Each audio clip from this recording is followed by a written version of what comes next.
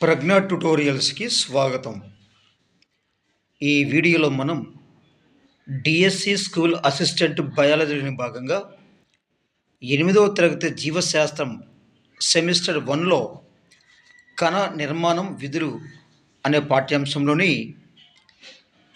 ముఖ్యమైన అంశాలను చూద్దాం. మొదటిసారి ఈ వీడియో చూసినట్లయితే తప్పకుండా మన ఛానల్ను సబ్స్క్రైబ్ చేయండి. ఈ యొక్క వీడియో ఏపీఎన్టీజీ వారికి ఇద్దరికీ ఉపయోగపడుతుంది కనుక ఈ వీడియోను చివరిగా చూసే ప్రయత్నం అయితే చేయండి. మన చుట్టూ ఉన్న వస్తువులన్నీ సజీవులుగా కానీ అదేవిధంగా నిర్జీవులుగా కానీ ఉంటాయి. మన చుట్టూ ఉన్నటువంటి వస్తువులను కూడా ఎలా ఉంటాయండి? సజీవులుగా కానీ లేదా నిర్జీవులుగా కానీ ఉంటాయి.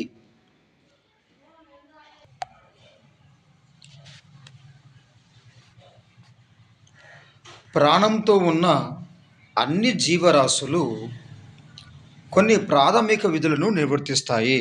అంటే మన చుట్టూ సజీవులు ఉన్నాయి, అదేవిధంగా నిర్జీవులు ఉన్నాయి. అయితే ప్రాణంతో ఉన్నటువంటి యొక్క సజీవులు లేదా ఈ యొక్క జీవరాశులు అనేవి ప్రాథమిక విధులను నిర్వర్తిస్తాయి. ఏంటి సార్ ఈ యొక్క ప్రాథమిక విధులు అంటే? పోషణ, రవాణా, శ్వాసక్రియ, విసర్జన, అదేవిధంగా ప్రత్యుత్పత్తి వంటి ఈ యొక్క విధులు నిర్వర్తిస్తాయి ఈ యొక్క ప్రాణంతో ఉన్నటువంటి జీవరాశులు. ఈ పాఠంలో అవయవాలు యొక్క ప్రాథమిక నిర్మాణాత్మక ప్రమాణం అయిన ఈ యొక్క పాఠ్యాంశం మనం ఏం నేర్చుకుంటామంటే అవయవాల ప్రాథమిక నిర్మాణం అయిన కణం గురించి ఈ యొక్క వీడియోలో లేదా ఈ యొక్క పాఠ్యాంశంలో నేర్చుకోవడం అయితే జరుగుతుంది. కణాలు ఇటుకలతో పోల్చవచ్చు. కణాలను మనం ఇటుకలతో పోల్చవచ్చు.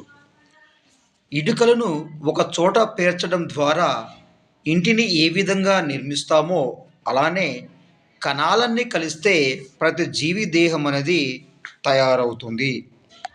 అంటే ఇటుకలను ఈ విధంగా మరి ఒక చోట పేర్చడం ద్వారా ఇంటిని ఏ విధంగా నిర్మిస్తామో అలానే ఈ యొక్క కణాలన్నీ కలిస్తే కానీ ఈ యొక్క ప్రతి జీవి యొక్క దేహం అనేది ఏర్పడుతుంది. ఇక నెక్స్ట్ కణం ఆవిష్కరణ. 1665వ సంవత్సరంలో రాబర్ట్ హుక్ అటువంటి శాస్త్రవేత్త సూక్ష్మదర్శినిలోని బెండు ముక్కను పరిశీలించాడు. దేని పరిశీలించండి? బెండు ముక్కను పరిశీలించాడు. ఎక్కడిది సార్ ఈ యొక్క బెండు ముక్క అంటే ఓక్ చెట్టు యొక్క ఆ యొక్క భాగంలో ఈ యొక్క బెండు ముక్కను తీసుకోవడం అయితే జరిగింది. మరి యొక్క బెండు అనేది ఓక్ చెట్టు యొక్క బెరడులోని ఒక భాగంగా మనము చెప్పవచ్చు. ఈ యొక్క రాబర్ట్ హుక్ ఏం చేశాడంటే బెండును పలుచగా తరిగిన తర్వాత దాన్ని ఈ యొక్క సూక్ష్మదర్శినిలో పరిశీలించాడు. తరిగిన బెండు ముక్క గదులుగా అదేవిధంగా అరలుగా ఉండడాన్ని ఈ యొక్క సూక్ష్మదర్శినిలో రాబర్ట్ హుక్ అయితే గుర్తించడం అయితే జరిగింది. ఈ విధంగా రాబర్ట్ హుక్ బెరడులో ఈ యొక్క కణాన్ని చూడడం అయితే జరిగింది. ఇక నెక్స్ట్ ఈ విధంగా రాబర్ట్ హుక్ ఈ యొక్క గదులు చూసినప్పుడు ఈ యొక్క గదులు అనేవి తేనె పట్టులో ఉన్న గదుల వల్లే కనిపించాయి ఈ యొక్క రాబర్ట్ హుక్కు. మరి యొక్క గదులు అనేవి ప్రక్క ఉన్నటువంటి గదులు అనేవి విభాజకం ద్వారా వేరు చేయబడి ఉన్నట్లు కూడా ఆయన గమనించాడు. ఎవరు? ఈ యొక్క రాబర్ట్ హుక్. ఈ యొక్క రాబర్ట్ హుక్ చూసినటువంటి ఆ యొక్క ప్రతి గదిని కూడా కణం అని నామకరణం చేశారు లేదా కణం అని సంబోధించారు. నిజానికి హుక్కు బెరడులో లేదా బెండులో గమనించినటువంటి ఈ యొక్క ఈ యొక్క గదులు అనేవి నిర్జీవ కణాలు. గదులు అనేవి నిర్జీవ కణాలు. రైట్. మెరుగైన మెరుగైన సూక్ష్మదర్శినులను కనుగొన్న తర్వాత మాత్రమే ఈ యొక్క సజీవ కణాలను పరిశీలించగలిగారు. ఈ యొక్క రాబర్ట్ హుక్ పరిశీలన తర్వాత రాబర్ట్ హుక్ పరిశీలన తర్వాత 150 సంవత్సరాల పాటు కణము గురించి తక్కువగా తెలుసుకోవడం అయితే జరిగింది. ఇది ఈ విధంగా రాబర్ట్ హుక్ ఏం చేశాడంటే ఓక్ చెట్టు యొక్క బెరడు యొక్క కాండంలో ఈ యొక్క కణాన్ని చూడడం అయితే జరిగింది. రైట్. మెరుగైన అధిక వృద్ధీకరణం కలిగిన సూక్ష్మదర్శనులు అంటే శక్తివంతమైనటువంటి ఈ యొక్క సూక్ష్మదర్శనులు అందుబాటులోకి రావడం వల్ల ప్రస్తుతం కణ నిర్మాణం అదేవిధంగా దాని యొక్క విధుల గురించి క్లుప్తంగా తెలుసుకోవడం అయితే సాధ్యం అయ్యింది. ఇది రాబర్ట్ హుక్ ఈ విధంగా కణాన్ని కనుగొన్నాడో మనం తెలుసుకోవచ్చు. ఇక నెక్స్ట్ పోతే కణం. భవనంలో ఇటుకలు సజీవులలోని కణాలు కూడా ప్రాథమిక నిర్మాణాత్మక ప్రమాణాలుగా మనము చెప్పవచ్చు. భవనంలోని ఇటుకలు అదేవిధంగా సజీవులలోని ఈ కణాలు రెండు కూడా మనం ప్రాథమిక నిర్మాణం అంటే కణం యొక్క ప్రాథమిక నిర్మాణం, ఇంకా అదేవిధంగా భవనంలోని ఇటుకలు కూడా రెండు మనం ఈ యొక్క ప్రాథమిక నిర్మాణంగా చెప్పవచ్చు. భవనాలు అన్నీ ఒకే రకమైన ఇటుకలతో నిర్మింపబడినప్పటికీ అవి వేరు వేరు రూపాలలో, ఆకారాలలో, పరిమాణంలో ఉంటాయి. సో ఇక్కడ ప్రతి భవనం అనేది కూడా మరి ఇటుకల చేతే నిర్మితమవుతుంది.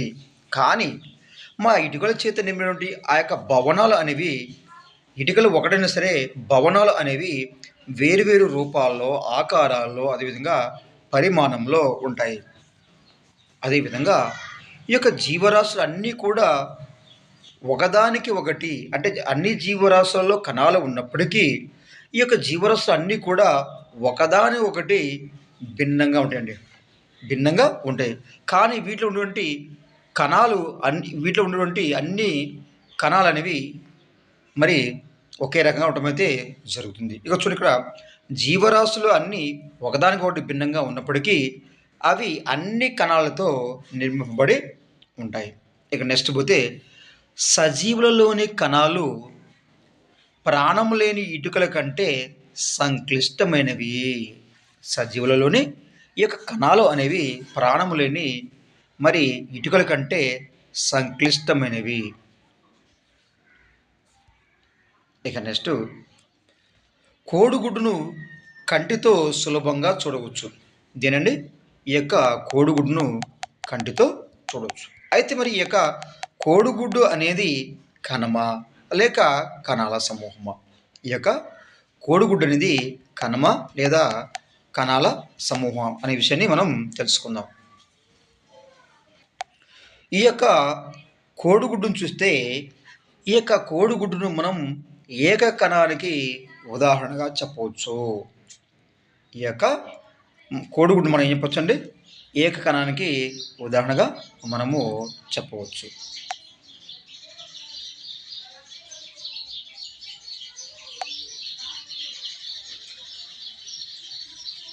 రైట్. ఈ యొక్క కోడిగుడ్డు అనేది ఏక కణానికి మనము ఉదాహరణగా చెప్పవచ్చు. అంతేకాకుండా ఇది సాధారణ కంటితో చూడగలిగే అంత పెద్ద పరిమాణంలో ఉంటుంది. ఈ కోడిగుడ్డు అనేది ఏకకణం అండి. అదేవిధంగా ఇది కంటితో చూడటువంటి పెద్ద పరిమాణంలో ఉంటుంది. ఇక నెక్స్ట్ జీవులు కణాల యొక్క సంఖ్య, ఆకారం మరియు పరిమాణంలో వైవిధ్యాన్ని ఏ విధంగా ప్రదర్శిస్తాయో మనం చూద్దాం. ఈ యొక్క సజీవ కణాలను ఎలా పరిశీలిస్తారు? అదే విధంగా ఏ విధంగా అధ్యయనం చేస్తారు అనే విషయాన్ని మనం తెలుసుకుందాం. ఎలా పరిశీలిస్తారంటే వస్తువులను పెద్దవి చేసి వస్తువులను పెద్దవి చేసి చూపించగలిగినటువంటి సూక్ష్మదర్శులను వారు ఉపయోగిస్తారు. ఎవరు ఉపయోగిస్తారు? శాస్త్రవేత్తలు ఉపయోగిస్తారు. ఈ యొక్క సజీవ కణాలు ఏ విధంగా పరిశీలిస్తారు లేదా ఎలా అర్థం చేస్తారంటే ఈ యొక్క శాస్త్రవేత్తలు వస్తువులను పెద్దవిగా చూపించగలిగినటువంటి ఈ యొక్క సూక్ష్మదర్శులను ఉపయోగిస్తారు. ఉపయోగించి ఈ యొక్క కణాలను మరి శాస్త్రవేత్తలు పరిశీలించడం అయితే జరుగుతుంది. ఎలా పరిశీలిస్తారు సార్ అంటే ఈ యొక్క కణాలను ఈ యొక్క కణాలకు రంజనాలను ఉపయోగించి రంజన అంటే మనము స్టెయినింగ్స్ అంటాము. స్టెయినింగ్స్ ఈ యొక్క రంజనాలను ఉపయోగించి కణములోని భాగాలకు రంగులను అద్ది కణాలను ఫస్ట్ స్టెయినింగ్ చేస్తారు. అదేవిధంగా లేకపోతే కణాలను భాగాలకు రంగులను అద్ది మరి కణము యొక్క నిర్మాణాన్ని క్షుణ్ణంగా అధ్యయనం చేస్తారు. రైట్, ఇక్కడ ఒక ప్రశ్న. కణాన్ని ఏ విధంగా అధ్యయనం చేస్తారు? కణాన్ని ఎలా అధ్యయనం చేస్తారు శాస్త్రవేత్తలు అంటే ఏ విధంగా అధ్యయనం చేస్తారంటే ఈ యొక్క కణాలకు రంజనాలను ఉపయోగించి కణాల్లోని భాగాలకు ఈ యొక్క రంగులను అద్దుతారు. ఈ యొక్క రంగులను అద్ది దీని యొక్క నిర్మాణాన్ని మరి క్షుణ్ణంగా అధ్యయనం చేస్తారు. మిలియన్ల కొద్దీ సజీవులు ఉన్నాయండి ఈ యొక్క భూమిపైన లేదా ఈ యొక్క వాతావరణంలో. మిలియన్ల కొద్దీ సూక్ష్మజీవులు ఉన్నాయి. మరి మిలియన్ల కొద్దీ సూక్ష్మజీవులు ఉన్నా సరే వాటి యొక్క ఆకారాలు అదేవిధంగా పరిమాణాలు కూడా వేరువేరుగా ఉన్నాయి. అంటే ఒక జీవి యొక్క ఆకారము మరొక జీవిలో ఉండదు, ఒక జీవి యొక్క పరిమాణం అది మరొక జీవిలా ఉండదు.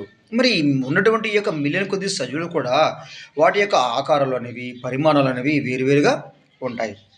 మరి వాటి యొక్క అవయవాలు కూడా ఆకారం మరియు కణాల సంఖ్యలో భిన్నంగా ఉంటాయి.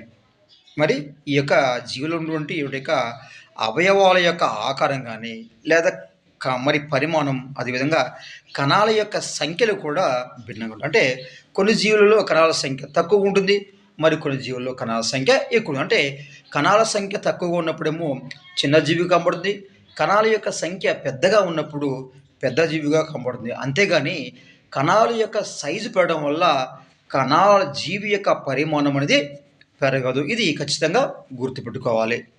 ఇక నెక్స్ట్ చూద్దామండి.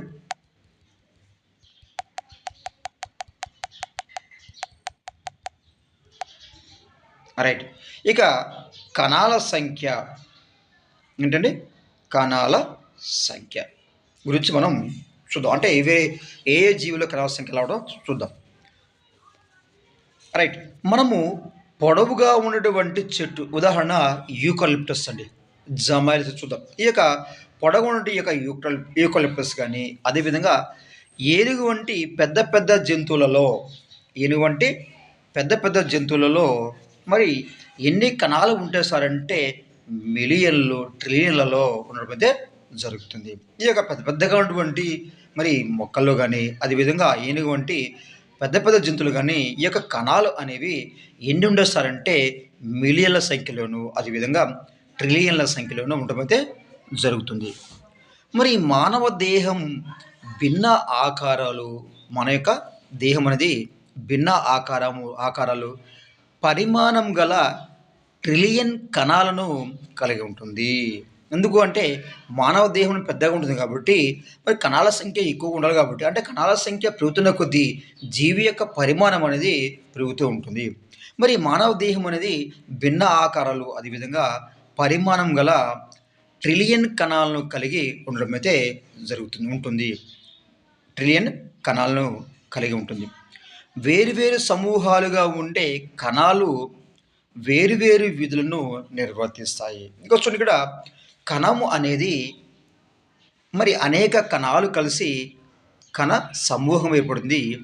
ఈ యొక్క సమూహాలుగా ఉండే ఈ యొక్క కణాలు అనేవి మరి వేరువేరు విధులను లేదా వేరువేరు పనులను నిర్వర్తిస్తాయి. ఇది కణాల సంఖ్య.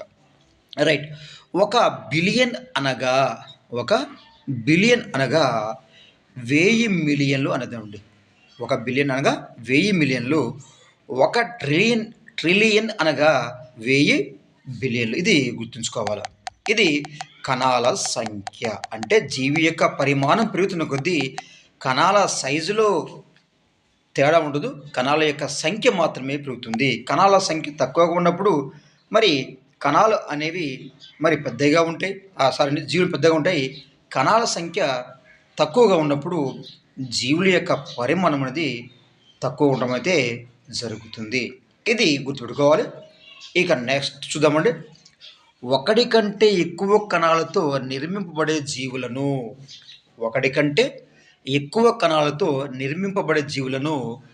బహుకణ జీవులు అంటాం. ఏమన్నా సార్? బహుకణ జీవులు అంటాం. ఇక్కడ బహు అంటే అర్థం ఏంటంటే ఎక్కువ అని అర్థం. బహు అంటే ఎక్కువ అని అర్థం. రైట్. చిన్న జీవులలో కణాల సంఖ్య తక్కువగా ఉన్నప్పటికీ, చిన్న జీవులు నేను ఆల్రెడీ చెప్పాను మీకు, చిన్న జీవులు అయితే కణాల సంఖ్య తక్కువ ఉంటుంది. పెద్ద జీవులలో కణాల సంఖ్య ఎక్కువ ఉంటుంది. కానీ కణాల పరిమాణం మాత్రం మారదు. ఓకేనా? రైట్. ఈ యొక్క చిన్న జీవులలో కణాల సంఖ్య తక్కువగా ఉన్నప్పటికీ ఆ జీవి పనితీరుపై ఏ విధంగానూ ప్రభావం కలిగించదు. అంటే కణాల సంఖ్య తక్కువ ఉన్నంత మాత్రాన జీవి యొక్క పనితీరు అనేది మారదు. ఇది గుర్తుపెట్టుకోవాలి. రైట్.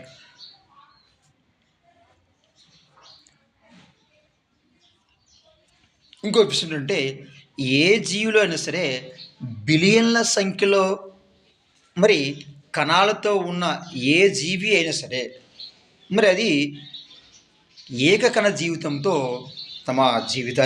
ఏకణంతో జీవితాన్ని ప్రారంభిస్తుంది.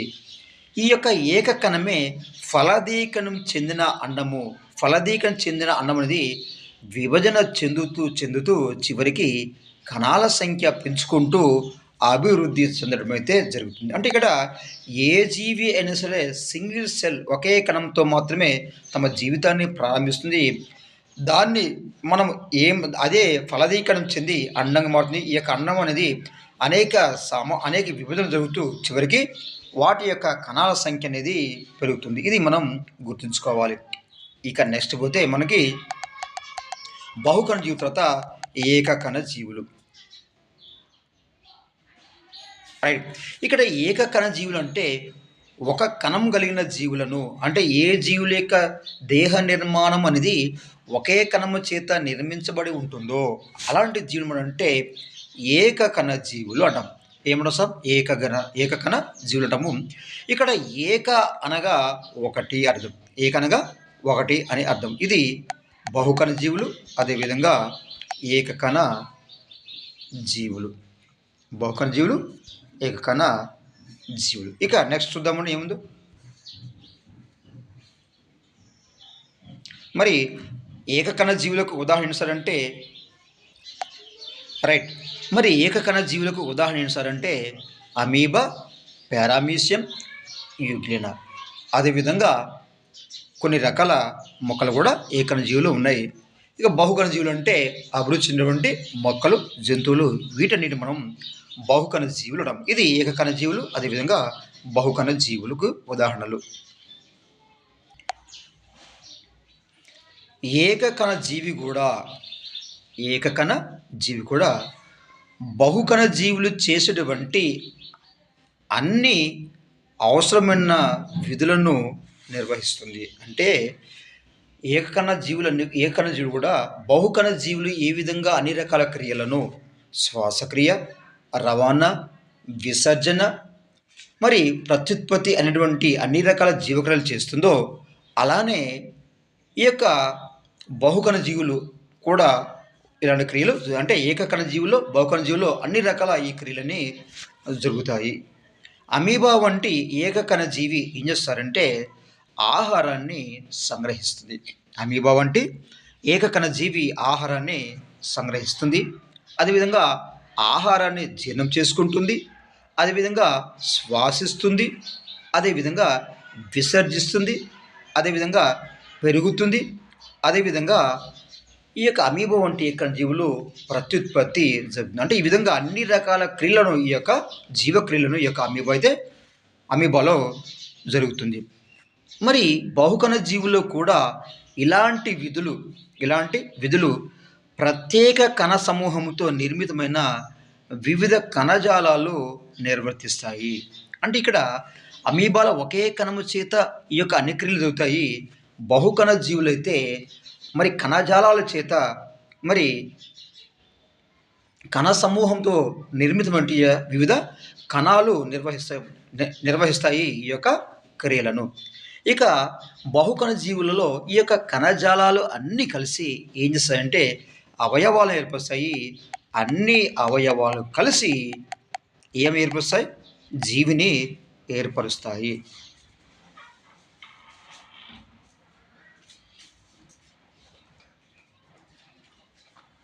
రైట్. ఇక్కడ ఉపాధ్యాయుడు అమీబా పారామిస్మ్ యొక్క పర్మనెంట్ స్లైడ్ను చూపించి విద్యార్థులలో ఆసక్తిని కలిగించవచ్చు. లేదా దానికి బదులుగా ఉపాధ్యాయుడు ఈ యొక్క చెరువు నీటిని సేకరించి మరి ఆ నీటిని మరి సూక్ష్మదర్శిని ద్వారా చూపించి పిల్లలకు ఆ యొక్క జీవులను కూడా చూపించు. ఈ విధంగా పర్మనెంట్ స్లైడ్ ద్వారా చూపించవచ్చు. అదేవిధంగా లైవ్లో కూడా ఈ యొక్క జీవులను ఉపాధ్యాయుడు విద్యార్థులకు చూపించవచ్చు. ఇక నెక్స్ట్ పోతే కణాల ఆకారం. నెక్స్ట్ కణాల ఆకారం. రైట్. అమీబా ఆకారము ఎలా ఉందని మనం చెప్పవచ్చండి. ఈ యొక్క అమీబా ఆకారం అనేది క్రమరహితంగా ఉంటుందని మనం చెప్పవచ్చు. నిజానికి ఈ యొక్క అమీబాకు ఇతర జీవుల వలె నిర్దిష్టమైన ఆకారం అనేది లేదండి. ఈ యొక్క అమీబా అనేది నిరంతరం ఆకారాన్ని మార్చుకుంటూ ఉంటుంది. ఈ యొక్క అమీబా అనేది నిరంతరము ఆకారాన్ని మార్చుకుంటూ ఉంటుంది.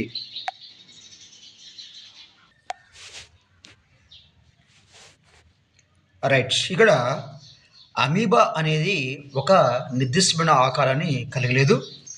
ఈ యొక్క అమీబా అనేది నిరంతరం కూడా తన యొక్క ఆకారాన్ని మార్చుకుంటూ ఉంటుంది. ఈ యొక్క అమీబా యొక్క దేహం నుండి వివిధ పొడవులలో వెలుపలికి పొడుచుకుని వచ్చిన నిర్మాణాలను మనం చూస్తుంటాము. ఈ విధంగా పొడవుగా దేహం నుండి వెలుపలికి పొడుచుకుని వచ్చిన ఈ యొక్క నిర్మాణాలను మనం ఏమంటాం సార్ అంటే మిథ్యాపాదాలు అంటాము. మిథ్యాపాదాలు అంటాము. ఈ యొక్క మిథ్యాపాదాల్లో మిథ్య అనగా మాయ అని అర్థము. మిథ్య అనగా మాయ అని అర్థము. అమీబా కదులుతున్నప్పుడు లేదా ఆహారాన్ని తీసుకుంటున్నప్పుడు ఈ యొక్క మిథ్యాపాదాలు కనిపిస్తూ మాయమవుతుంటాయి. ఈ యొక్క మిథ్యాపాదాలు అనేవి కనిపిస్తూ మాయమవుతూ ఉంటాయి. ఈ విధంగా మిథ్యాపాదాలు ఏం చేస్తాయంటే ఈ యొక్క అమీబాలో చలనానికి ఉపయోగపడతాయి. నెక్స్ట్ అయితే ఈ యొక్క అమీబా అనేది ఆకారాన్ని మార్చుకుంటుంది. మరి ఈ యొక్క ఆకారాన్ని మార్చుకోవడం వల్ల ఈ యొక్క అమీబా అనేది ఈ యొక్క ఆకారాన్ని మార్చుకోవడం వల్ల ఏ ప్రయోజనాన్ని పొందగలుగుతుంది? ఈ యొక్క ప్రయోజనాన్ని పొందగలుగుతుంది.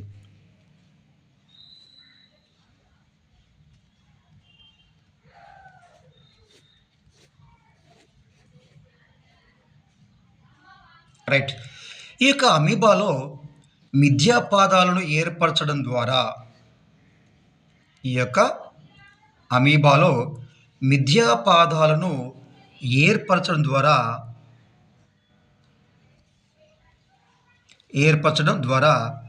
అమీబా తన యొక్క ఆకారాన్ని మార్చుకుంటుంది. దీనికి ఉపయోగం అంటే ఈ యొక్క అమీబాలో ఈ యొక్క మిథ్యాపాదాలను ఏర్పరచడం ద్వారా ఏమవుతుందంటే ఈ యొక్క అమీబా ఆకారాన్ని మార్చుకుంటుంది. ఒకటి. రెండవది, ఈ మార్పు అనేది ఆహార సేకరణకు గమనానికి ఉపయుక్తంగా ఉంటుంది. అమీబాలో మిథ్యాపాదాలు ఏర్పరచడం ద్వారా ఉపయోగం ఏంటి సార్ అంటే ఈ యొక్క అమీబాలో ఈ యొక్క మిథ్యాపాదాలు లోపలికి బయటికి పొడుచుకొని రావడం వల్ల ఉపయోగం ఏంటి సార్ అంటే ఈ యొక్క అమీబానికి ఒకటేమో అమీబా ఆకారాన్ని మార్చుకుంటుంది. ఇక రెండవది ఆహార సేకరణకు అదేవిధంగా గమనానికి ఉపయోగపడుతుంది ఈ యొక్క మిథ్యా పాదాలు అనేవి. దేంట్లో మిథ్య పాదాలు? అమీబాలో ఉన్నటువంటి ఈ యొక్క మిథ్య పాదాలు. రైట్. ఈ యొక్క అమీబా తన ఆకారాన్ని మార్చుకోగలిగిన ఏక కణానికి మరొక ఈ యొక్క అమీబాలో మరి తన ఆకారాన్ని మార్చుకోగలిగినటువంటి జీవిగా చెప్పవచ్చు. అదేవిధంగా మరొక ఏకకణం ఉందండి. మరొక ఉదాహరణ ఏంటంటే మానవుల్లో తెల్ల రక్త కణాలు. ఈ యొక్క మానవుల్లో తెల్ల రక్త కణాలు కూడా ఇవి ఏం చేస్తాయంటే అమీబా వలె తమ ఉనికిని చూపగల పూర్తి స్థాయి జీవరాశిగా మనము చెప్పవచ్చు.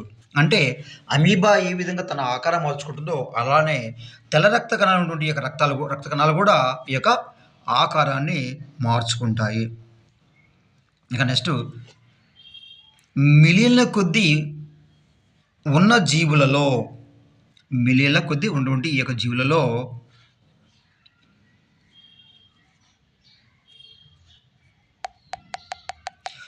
మరి జీవి యొక్క ఆకారాన్ని మనం ఏ విధంగా ఉంటుందో మనము చెప్పలేము. మానవులో రక్త కణాలు అదేవిధంగా కండర కణాలు, నాడీ కణాల వంటి భిన్న కణాలను చూపిస్తుంది.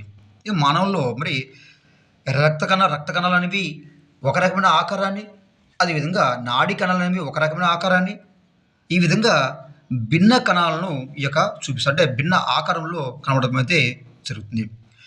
కణాల భిన్న ఆకారం వాటి యొక్క నిర్దిష్ట విధులతో ముడిపడి ఉంటుంది. కణాల యొక్క భిన్న ఆకారం అనేది అంటే వాటికి ఉన్నటువంటి వేరువేరు ఆకారం బట్టి అవి వేరువేరు విధులను నిర్వర్తిస్తుంటాయి. సాధారణంగా ఈ యొక్క కణాలు అనేవి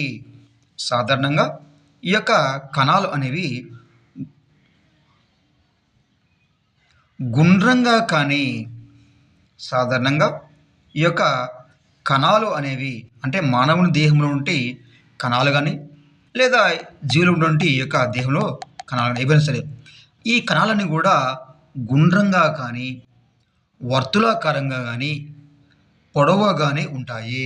ఈ యొక్క జీవులు ఉండే కణాలు అనేవి గుండ్రంగా ఉండవచ్చు, లేదా వర్తులాకారంలో ఉండవచ్చు, లేదా పొడవుగా కానీ ఉంటాయి.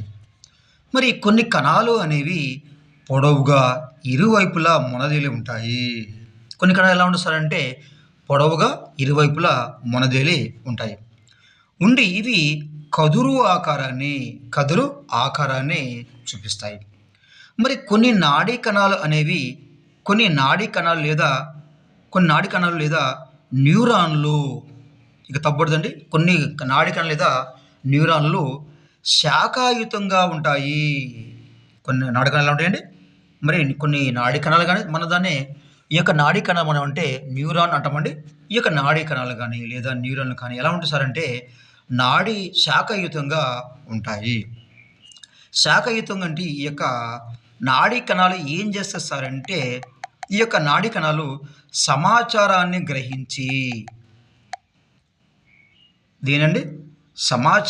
గ్రహించి ప్రసారం చేస్తాయండి. ఈ యొక్క శాఖాయుతం నుండి ఈ యొక్క నాడీ కణాలు లేదా న్యూరాన్లు అనేవి ఈ యొక్క సమాచారాన్ని గ్రహించి ప్రసారం చేస్తాయి. ఈ విధంగా ప్రసారం చేయడం ద్వారా లేదా తద్వారా రైట్ ఇక్కడ నాడీ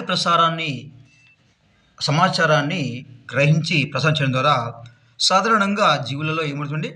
నాడీ ప్రచోదనాలు అనేవి ఏర్పడతాయి.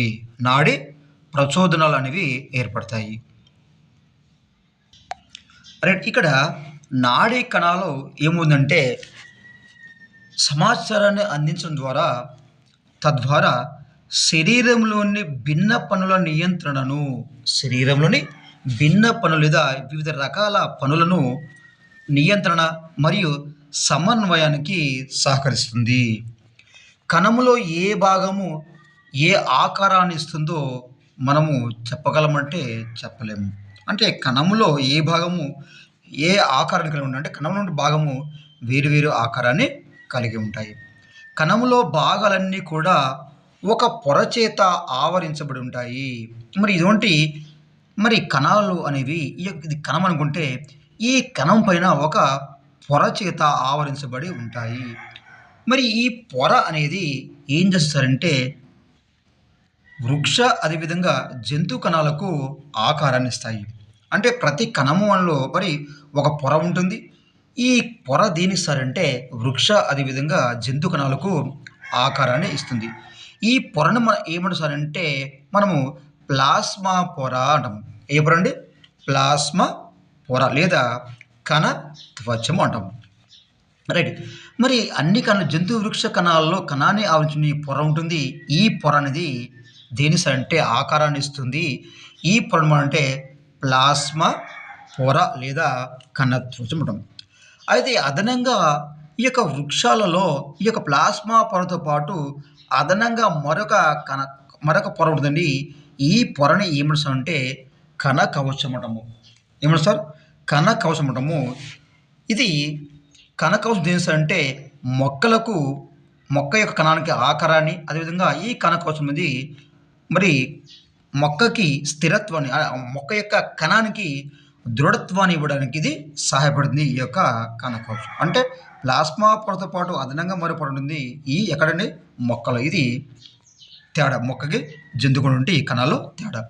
నెక్స్ట్ బ్యాక్టీరియా కణాలు కూడా కణ కవచాన్ని కలిగి ఉంటాయి. మొక్కల యొక్క కణాలు కణ కవచం కలిగి ఉంటాయి. అదేవిధంగా బ్యాక్టీరియా కణాలు కణ కవచాన్ని కలిగి ఉంటాయి. కానీ జంతువుల యొక్క కణాలు మాత్రము కణ కవచాన్ని కలిగి ఉండవు. కేవలం ప్లాస్మా పొరను మాత్రమే మరి కలిగి ఉంటాయి. ఇక నెక్స్ట్ పోతే కణాల పరిమాణం. ఏంటి సార్? కణాల పరిమాణం. మరి జీవరాశులలో కణాల పరిమాణం అనేది మీటర్లో మిలియన్ వంతు. దీన్ని మనం ఏమంటామంటే మైక్రోమీటర్ లేదా మైక్రాన్ అంటాం. ఏమంటామండి? మైక్రోమీటర్ లేదా మైక్రాన్ అంటాము. మరి అంత చిన్నగా ఉంటుంది ఈ యొక్క కణాల పరిమాణం. జీవరాశుల్లో మరి మైక్రాన్ సైజులో అంటే మైక్రాన్ పరిమాణంలో ఈ యొక్క కణాలు అనేవి చిన్నవిగా ఉంటాయి. లేదా సెంటీమీటర్లు అంతకన్నా తక్కువ పరిమాణం కూడా ఈ యొక్క కణాల పరిమాణం అనేది ఉండవచ్చు. పరిమాణం అనేది ఉండవచ్చు. నెక్స్ట్ ఏమైనా చాలా వరకు కణాలు అనేవి సూక్ష్మదర్శినితో మాత్రమే కనిపించేంత పరిమాణంలో ఉంటాయి. ఈ కణాలు మరి ఈ పరిమాణం నుండి ఈ కణాలు అనేవి మరి చూడవచ్చు సార్ అంటే మనం నేరుగా కంటితో చూడలేము. వీటిని మనము సూక్ష్మదర్శినితో మాత్రమే ఈ యొక్క కణాలను మనం చూడవచ్చు. సాధారణ కంటి చూపుతో కనిపించవు. రైట్. వాటిని సూక్ష్మదర్శిని సహాయంతో వృద్ధీకరణం చేసి లేదా పెద్దవిగా చేసి చూపించాలి. రైట్. మరి ఉన్నటువంటి ఈ యొక్క కణాల్లో అతి చిన్న కణం ఎక్కడ ఉండదు సార్? అతి పెద్ద కణం ఎక్కడ ఉండదు? ఇది మనకి ఇంపార్టెంట్. మరి అతి చిన్న కణము అనేది బ్యాక్టీరియాలో ఉంటుంది. గుర్తుంచుకోవాలి. అతి చిన్న కణము బ్యాక్టీరియా ఉంటుంది. ఇది మొన్న 2025 ఆంధ్రప్రదేశ్ డిఎస్సిలో అడమైతే జరిగింది. గుర్తుపెట్టుకోవాలి.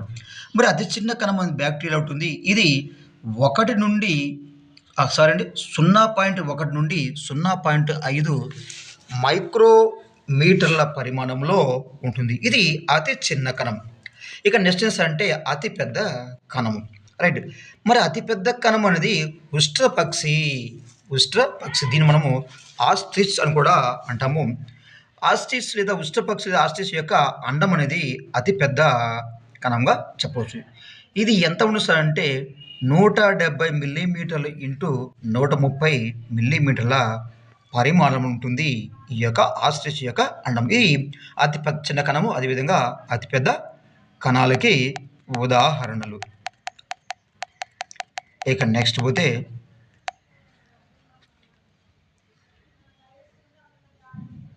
రైట్. ఒక కోడిగుడ్డును ఉడికించండి. కృత్యం అండి. ఒక కోడిగుడ్డును ఉడికించండి, పైపింగ్ను తొలగించండి. మనం ఏం గమనిస్తామంటే పసుపు రంగు భాగాన్ని తెల్లని పదార్థము ఆవరించి ఉండటం మనము చూస్తూ ఉంటాం.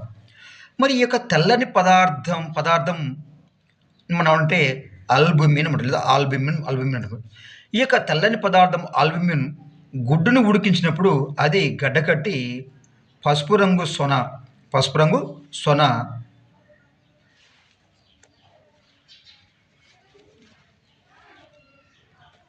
రైట్. ఇవి అన్నీ ఒకే కణంలో కూడా భాగాలు. ఇవి అన్నీ కూడా ఒకే కణంలోని భాగాలు. ఏంటవి? ఈ యొక్క పసుపు రంగు పదార్థం. మరి ఈ యొక్క పదార్థాన్ని మనం ఈ యొక్క కణాన్ని, ఈ యొక్క అన్నకణాన్ని, ఈ యొక్క గుడ్డుని మనం ఎలాంటి పరికరాన్ని ఉపయోగించుకున్నానే మనం నేరుగా చూడడం అయితే జరిగింది. నెక్స్ట్ ఇక ఏనుగులో ఉండే కణాలు, ఎలుకలో ఉండే కణాలు. ఎక్కడ సార్? ఏనుగులో ఉండే కణాలు అదేవిధంగా ఎలుకలో ఉండే కణాలు కంటే పెద్దవిగా ఉంటాయా? ఏనుగులో ఉండే కణాల కంటే ఎలుకలో ఉండే కణాలు పెద్దగా ఉండవు. మరి ఏనుగు ఎందుకు పెద్దగా ఉంది సార్ అంటే, ఏనుగులో కణాల సంఖ్య పెద్దగా ఉంటుంది. ఇది మనకి తెలంగాణ డిఎస్సి సార్ అంటే తెలంగాణ బుక్‌లో క్లియర్‌గా ఉంటుంది. ఎక్కడ చూసే ప్రయత్నం చేయండి. ఇక ఏనుగులో ఉండే కణాలు అనేవి ఎక్కువ సంఖ్యలో ఉంటాయి. ఎలుకలో ఉండే కణాలు తక్కువ సంఖ్యలో ఉంటాయి. ఆల్రెడీ మనం చెప్పడమే జరిగింది.